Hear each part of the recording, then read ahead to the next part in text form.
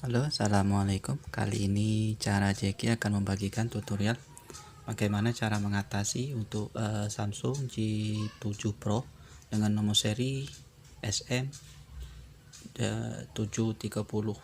Ini ada tulisan di bagian bawah. Ini kalau misalnya permasalahannya kalau dicas dia tidak bisa bertambah ataupun juga misalnya tidak penuh-penuh seperti itu.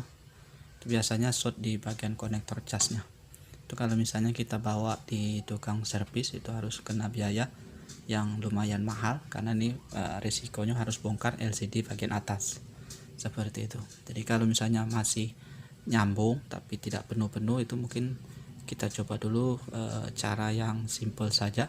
Saya kira tanpa pengetahuan elektronik, tanpa pengetahuan servis handphone, tanpa keluar biaya, tanpa alat yang canggih, cukup kita gunakan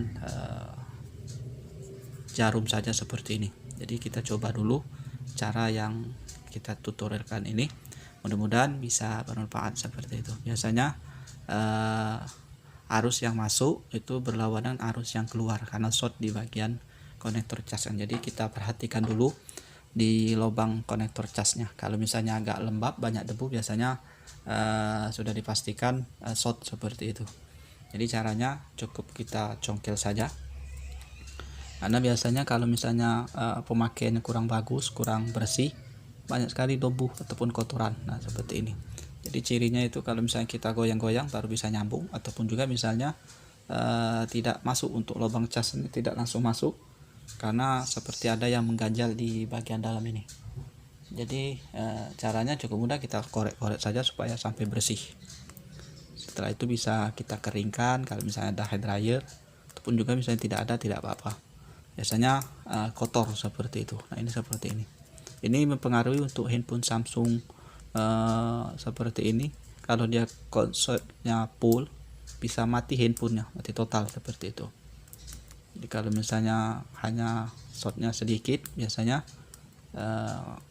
kita saat mau ngecas itu tidak seperti itu. Jadi caranya cukup kita bersihkan saja dengan seperti ini.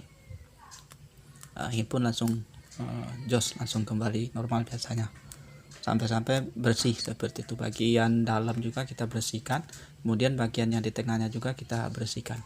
Nah, biasanya cara ini cukup ampuh untuk mengatasi kalau dia dicas tidak penuh-penuh gitu ya. Jadi soalnya kalau kita mau ganti, ini resiko harus bongkar LCD, itu biaya. Biasanya kalau tukang servis dihitung biaya untuk ganti LCD-nya karena dia takut LCD-nya pada saat pembongkaran pecah seperti itu. Jadi dia hitung sama LCD seperti itu, minimal LCD-nya balik modal seperti itu. Misalnya harganya 300, LCD dia ditambahin 300, misalnya 300 untuk benerin casnya misalnya 80, jadi 380 seperti itu. LCD dia tidak hitung biaya, tapi dia untuk jaga-jaga seperti itu. Jadi sebelum kita bawa, kita coba bersihkan dulu. Mudah-mudahan ini bisa bermanfaat. Karena untuk konektor cas kalau masih original biasanya cukup kuat seperti itu. Jadi hanya kotor saja yang bisa menyebabkan handphone ini tidak bisa dicas tidak penuh-penuh seperti itu. Saya kira ini saja, sampai betul-betul bersih, sampai colokan cas USB casnya itu masuk, jadi tidak mudah lepas seperti itu. Kalau dia mudah lepas, biasanya di sini masih banyak debu kotoran yang menghalangi konektor casnya masuk seperti itu. Jadi kita bersihkan, kita korek terus seperti itu. Mudah-mudahan cara ini bisa bermanfaat.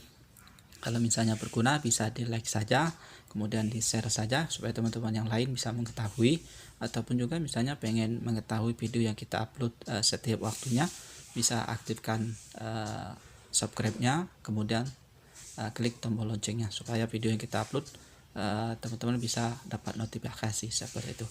Saya kira ini saja, mudah-mudahan bisa bermanfaat. Wassalamualaikum warahmatullahi wabarakatuh.